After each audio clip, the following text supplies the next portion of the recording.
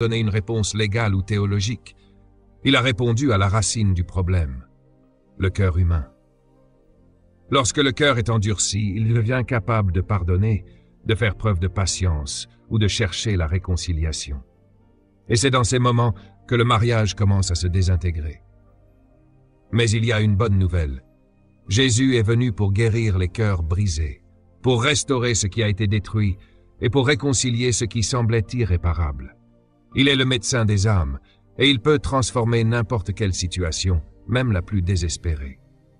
Si vous traversez une période difficile dans votre mariage, sachez qu'il n'est jamais trop tard pour chercher Dieu et demander son aide. Le divorce n'est pas la fin de tout.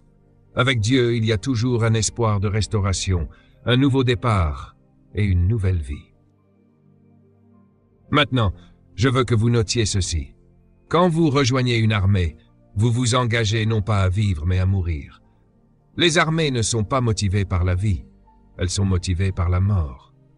En d'autres termes, lorsque vous rejoignez une armée, la meilleure chose qu'elle peut vous offrir, c'est la mort. Vous ne partez pas en guerre avec la garantie de survivre.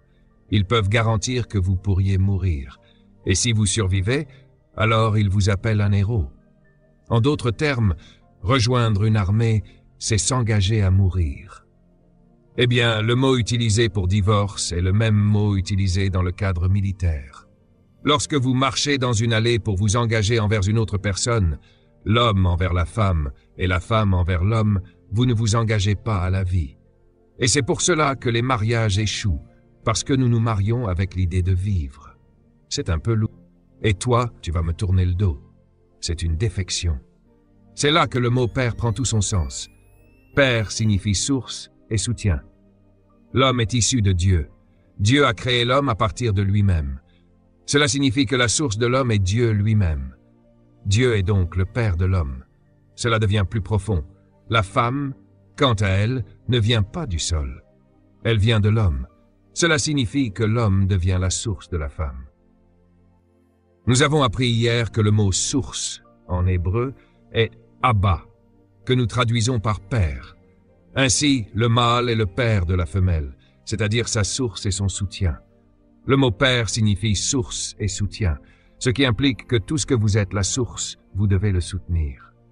Maintenant, j'ai besoin de quelqu'un de grand. Est-ce qu'il y a quelqu'un ici qui mesure 2 mètres?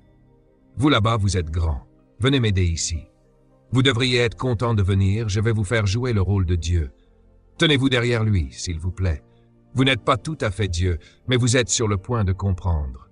Le mal vient de qui? De Dieu. Dieu est responsable de la création du mâle. Regardez bien ceci. Après avoir créé le mâle, Dieu a créé la femelle. J'ai besoin d'une femme, s'il vous plaît. Une volontaire? Merci, vous êtes magnifique. Tenez-vous devant lui. Très bien. Nous avons ici la femelle qui vient du mâle. Rappelez-vous que la réponse de Christ était que pour avoir un bon mariage, il faut revenir au commencement. Vous devez étudier ce qu'est un mâle et une femelle selon le début. Une fois que vous trouvez que ces deux-là correspondent à ces critères, alors ce mariage fonctionnera. Avant de vous marier, vous devez vérifier si votre futur conjoint correspond aux critères du commencement. Ne vous mariez pas avec n'importe qui, mais avec les bons ingrédients. Ce que Christ disait, c'est que le divorce n'est pas le problème. Le vrai problème, c'est que les matériaux utilisés pour le mariage ne sont pas adéquats.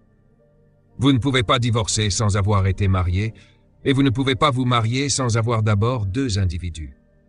Mais avant cela, il y avait un individu qui a ensuite produit l'autre, et c'est ainsi que vous avez les 2. J'ai besoin d'un homme et d'une femme. Vous 2, pouvez-vous venir? Merci. Placez-vous ici, s'il vous plaît. Voyez comment tout cela s'articule. Dieu a produit Adam, le mâle, qui a ensuite produit Ève, la femme. Dieu est le père du mâle est le père de la femelle, et lorsque ces deux-là se rejoignent, ils forment un mariage. Le mariage, c'est quand ces 2 ingrédients se réunissent et sont les bons ingrédients. Maintenant, voyons pourquoi la famille est la clé de tout cela. Quel genre de mâle était le mâle du commencement? Reprenons ce que nous avons appris hier. 1. Le premier mâle avait une image de soi claire. Il savait qu'il était à l'image de Dieu. Cela signifie que vous ne voulez pas épouser un homme qui essaie encore d'être comme d'autres personnes. Vous voulez un homme qui sait qui il est, qui n'a pas besoin de l'approbation des autres pour se sentir important. 2. Le second point est que Dieu a placé l'homme dans le jardin d'Éden. Le mot Éden signifie la présence. Le mâle du commencement vivait dans la présence de Dieu. Le troisième point est que le mâle a reçu le premier commandement, travailler. Vous voulez un homme qui aime travailler et que vous rencontrez en train de travailler.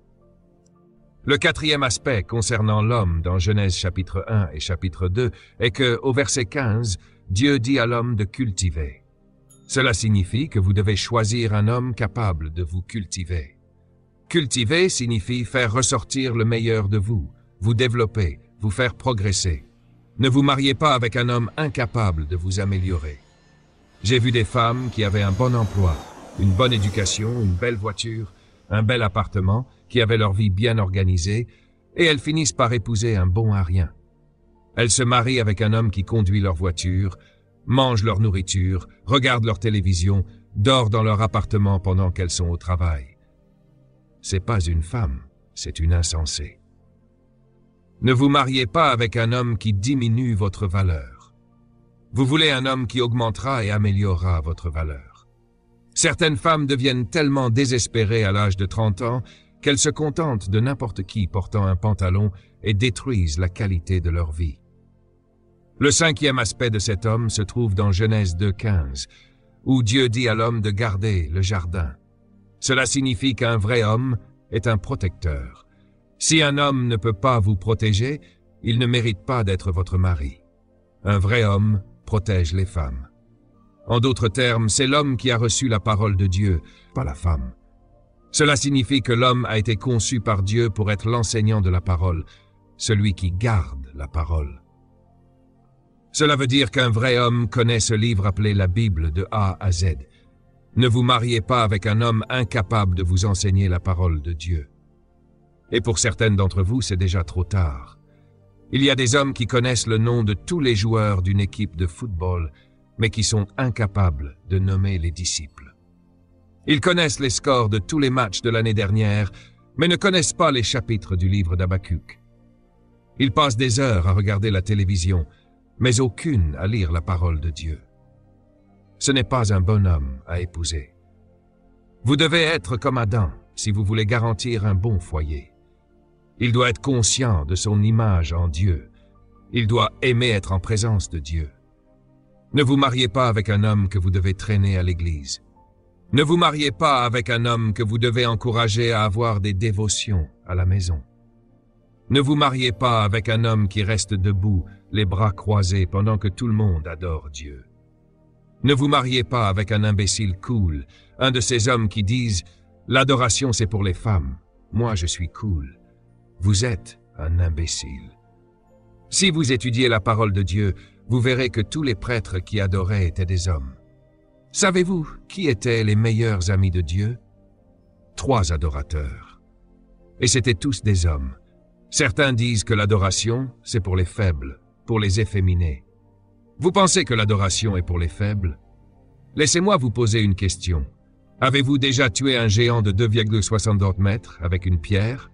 Avez-vous déjà tué un ours à main nue? Vous dites que vous êtes un homme? Avez-vous déjà tué un lion avec vos propres poings? Avez-vous déjà tué 10 000 hommes avec votre épée? Vous pensez être un homme?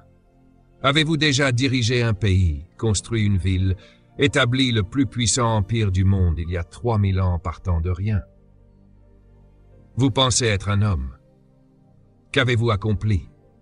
Avez-vous déjà tué un géant qui vous maudissait, puis lui avez-vous coupé la tête alors que vous mesuriez seulement 1,20 mètre et lui 3 mètres? Vous n'êtes pas un homme. Vous ne serez un homme que lorsque vous pourrez écrire le plus grand livre d'adoration de la Bible comme David. Là, vous serez un homme. Les vrais hommes adorent. Dites-le avec moi. Les vrais hommes adorent. Une fois de plus, applaudissez le Seigneur. Vous apprenez cela et vous assurez d'être à l'église avant votre femme. Assis au premier rang de chaque service religieux à partir de maintenant, cela devrait être tous les hommes. Ne déposez pas vos enfants pour le culte, conduisez-les au culte. Levez les mains et montrez à votre femme comment le faire.